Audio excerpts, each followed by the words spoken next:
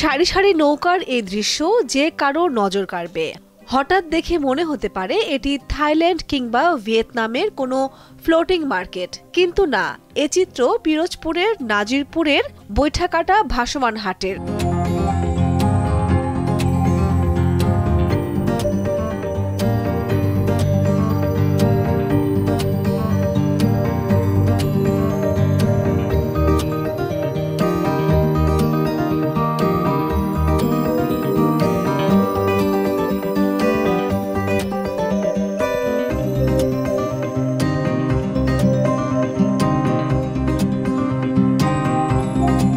পূর্বাকাশে সূর্যের আলো ফোটার আগেই বেলুয়া নদীতে জড়ো হতে থাকে সবজি ও সবজির চারা বোঝাই শত শত নৌকা। দক্ষিণাঞ্চলের সবচেয়ে বড় ভাসমান হাট এটি।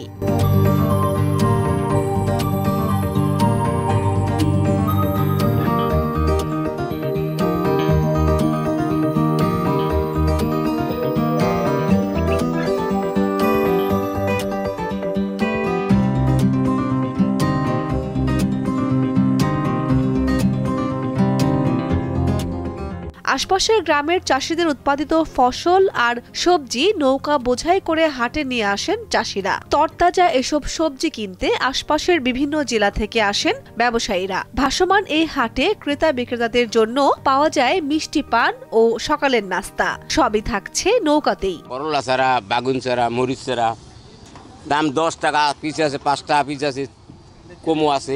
নারকেল চারা, সুপারি চারা, আম চারা, তারপর বিভিন্ন কাঁচামাল। আমাদের বাড়ি এসে পদ্মটুপি গ্রাম, অনেক দূর প্রায় ট্রলারে 1 ঘন্টা 1.5 ঘন্টা লাগে আসতি। আইসে মধু কচু নিয়ে আসি, পানি কচু, এরপর আপনার সুপারি চারা নিয়ে আসি, তারপর রসুন নিয়ে আসি, কলা নিয়ে আসি, পান, চা, কলা, রুটি, কেক, সিগারেট টিকেট এই মিলে গেলে খাইলে যাই চারা পাতা লইয়া যারা ব্যবসায়িক বেচা কিনে করি।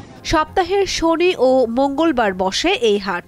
এই 2 দিনে পণ্য বিক্রি হয় কোটি টাকার। যোগাযোগ ব্যবস্থার উন্নতি হলে বিক্রি আরো বাড়বে বলে মনে করছেন সংশ্লিষ্টরা। বাজারটা ভাসমান বাজার হয়েছে প্রায় 1-1.5 বছর। যেমন আমার দাদা দেখে গেছে, এর আগের প্রজন্মের লোকেরা দেখছে, আমার বাবা দেখে, আমরা দেখি, আমার ছেলেবানে দেখতে। এই অত্র অঞ্চলে পানিতে নিমজ্জিত থাকার কারণে ভাসমান পদ্ধতি বেটে সিস্টেমে এখানে চারা উৎপন্ন করে এবং এই চারা এই বৈঠাকাটা বাজারে এখানে ভাসমান পদ্ধতিতে বিক্রি হয়। পণ্যের মূল্য খুবই কম। লাউ, কপি, মূলা, পাতাকপি ইত্যাদি পণ্য এখানে ক্রয় বিক্রি হয়। বিভিন্ন ধরনের তরকারি বিভিন্ন এলাকা থেকে আসে এবং এখান থেকে বিক্রি হয়। প্রায় 1 কিলোমিটার দীর্ঘ বাজারটি সকাল 8টা থেকে ঘণ্টাখানেক জমজমাট থাকে। দীপ্ত, বার্তা কক্ষ।